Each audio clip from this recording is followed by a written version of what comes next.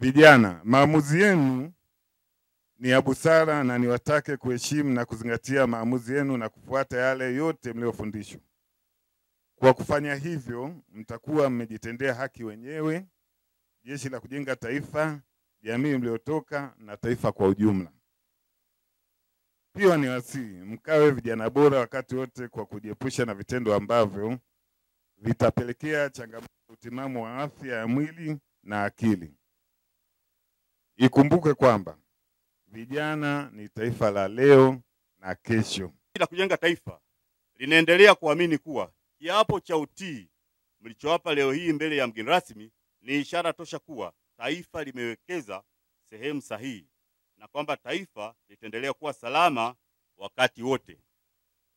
Kwa kuwa lina vijana waaminifu, wenye uzalendo na walio tayari kulitumikia, kulilinda na kulijenga taifa letu la Tanzania. Wakawaelimishe umuhimu wa mafunzo ya Jeshi la Kujenga Taifa wazazi na walezi ambao bado wana mtazamo hasi wa kutowaruhusu vijana wao kuja kufanya mafunzo ya Jeshi la Kujenga Taifa.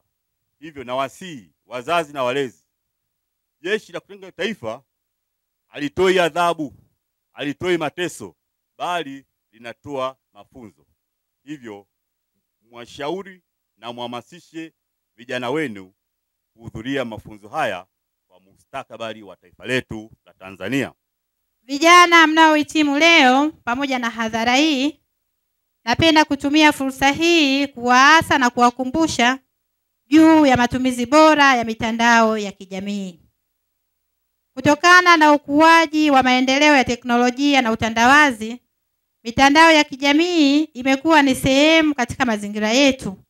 Aidha, baadhi ya vijana wamekuwa hawana elimu ya kutosha juu ya matumizi sahihi ya mitandao ya kijamii. Sisi vijana tunaohitimu mafunzo haya leo hapa Makuyuni JKT, tuna furaha kuwaambia kuwa mafunzo haya yametujenga, yametukomaza na yametufanya tuwe wamoja, waadilifu, wavumilivu, wapambanaji na wazalendo wa kweli kwa taifa letu.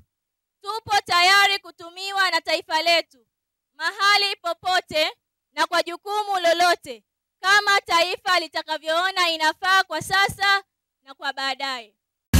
FM kutoka Tabata, Dar es Salaam, Tanzania.